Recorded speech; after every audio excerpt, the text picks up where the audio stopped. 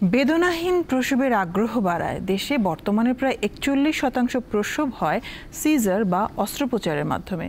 চিকিৎসকরা বলছেন ইন্ট্রাসার্ভিক্যাল ক্যাথেটার ব্যবহার করলে স্বাভাবিক প্রসব বাড়ানো সম্ভব, তবে এজন্য ধাত্রীসহ এর সাথে জড়িত সকলের প্রশিক্ষণ প্রদান এবং সচেতনতা বাড়ানো প্রয়োজন।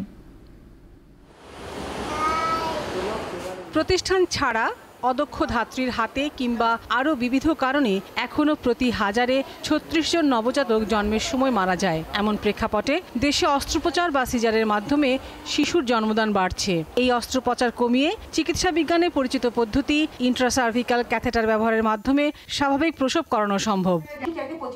মঙ্গলবার রাজধানীতে প্রসূতি ও স্ত্রীরোগ বিশেষজ্ঞদের সংগঠন obstetrical and gynaecological society of Bangladesh বা OGSBর আলোচনা সভায় এসব কথা বলেন বিশেষজ্ঞ চিকিৎসকরা।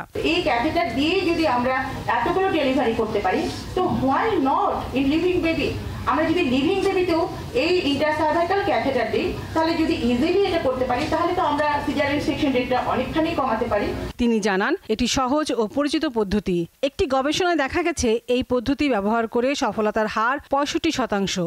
এতে সংক্রমণের ঝুঁকি কম, খরচ কম এবং তুলনামূলক নিরাপদ। প্যাটার্নাল এবং নিওনেটাল রিস্কটাও এখানে অনেক কম থাকে, কারণ এখানে সিজারিয়ান সেকশন করতে হচ্ছে না। আপনারা জানেন যে কোনো একটা অপারেশনে কিছু না কিছু ঝুঁকি থাকে, তার সাথে অ্যানেস্থেসিয়ার ঝুঁকি থাকে। তাহলে এই জিনিসগুলোকে আমরা কিন্তু মিনিমাইজ করতে পারছি। অন্যান্য বক্তারা জানান, হাসপাতালগুলোতে এখনো প্রসূতি বিভাগ সবচেয়ে বেশি অবহেলিত। এদিকে মনোযোগ বাড়াতে হবে। বাংলাদেশে প্রত্যেকটি ইনস্টিটিউশনে সবচেয়ে খারাপ জায়গাটা হলো প্রসব ঘর। আমাদের একটা জায়গা জায়গা হইতে হবে, 1 নম্বরে। 2 নম্বর টিম হইতে হবে, আমাদের বেস্ট মিডওয়াইফ হইতে হবে, নার্স থাকতে হবে এবং সরকারের ইচ্ছা থাকতে হবে।